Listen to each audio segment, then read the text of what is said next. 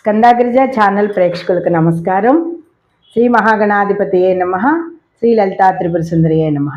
సింహరాశి వారి ఫలితాలు ఫిబ్రవరి 1 నుంచి ఫిబ్రవరి 28 వరకు.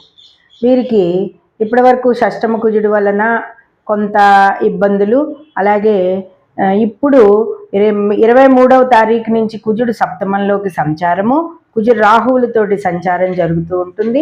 అష్టమ శని, మాసాంతరంలో చంద్రుడు కూడా శనితో కలవడము, అలాగే పంచగ్రహ కూటమి ఒకసారి అయిన తర్వాత మళ్ళీ రెండోసారి కుజుడు కూడా వచ్చిన తర్వాత పంచగ్రహ కూటమి మనకి 2 సార్లు కనబడుతుంది. కాబట్టి వీరు స్త్రీలు అయితే కనుక కొన్ని విషయాలలో జాగ్రత్తలు వహించడం అనేది మంచిది. అలాగే ఏ గొడవలకి, అనవసర విషయాలకి కూడా వెళ్లకుండా ఉండడం అనేది మంచిది. ఏదైనా సరే మీరు చెప్పదలుచుకున్న అభిప్రాయాన్ని నిష్కర్షగా ఏదైనా సరే ఎదురువాళ్ళు నొచ్చుకోకుండా, మీరు నొచ్చుకోకుండా ఉండి స్త్రీలందరూ కూడా మీరు ముందుకు వెళ్ళడం అనేది మంచిది. ఆరోగ్యాన్ని జాగ్రత్తగా చూసుకోండి. సుదర్శన మహామంత్రాన్ని, ఆదిత్య హృదయాన్ని చదవడం వలన, పారాయణ చేసుకోవడం వలన, వినడం వలన మీకు కొంత ఈ పంచగ్రహ కూటమి వలన ఏంటి, అష్టమ శని ప్రభావం వలన ఏంటి వచ్చే అనారోగ్య సమస్యలు కానీ, అపనిందలు కానీ, మనోవేదనలు కానీ, ఇంట్లో ఉండే ఏదైనా గృహశాంతికి సంబంధించిన, గృహంలో అసౌఖ్యానికి సంబంధించిన గొడవలు కానీ అన్నీ కూడా తగ్గిపోతాయి.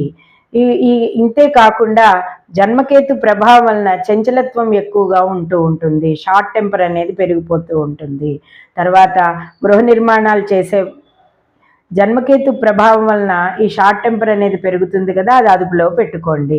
గృహ నిర్మాణాలు చేపట్టిన వారు కానీ, ఏదైనా విదేశీయానాలకు వెళ్ళేవారు కానీ, గృహంలో శుభకార్యాలు చేసుకునేవారు కానీ అందరూ కూడా ఈ మాసం రుద్రాభిషేకం చేయించుకోవడం, అమ్మవారికి కుంకుమార్చన చేయించుకోవడం అనేది మంచిది. లాభగురుడి ప్రభావం వలన మీకు భూమి, ధనము అన్నీ కలిసొచ్చే అవకాశాలు అయితే ఉన్నాయి.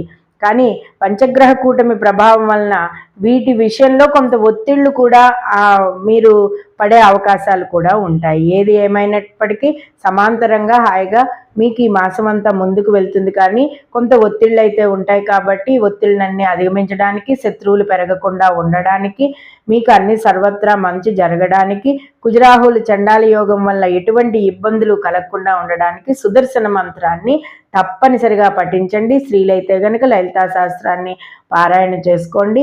అందరూ కూడా, పిల్లలు పెద్దలు అందరూ కూడా ఆదిత్య హృదయాన్ని పఠనం చేసుకోండి. కళాకారులకు, వృత్తి ఉద్యోగ వ్యాపారస్తులందరికీ కూడా ఇప్పుడు బాగుంది. అదృష్టలక్ష్మి మీ వెంటనే ఉంది.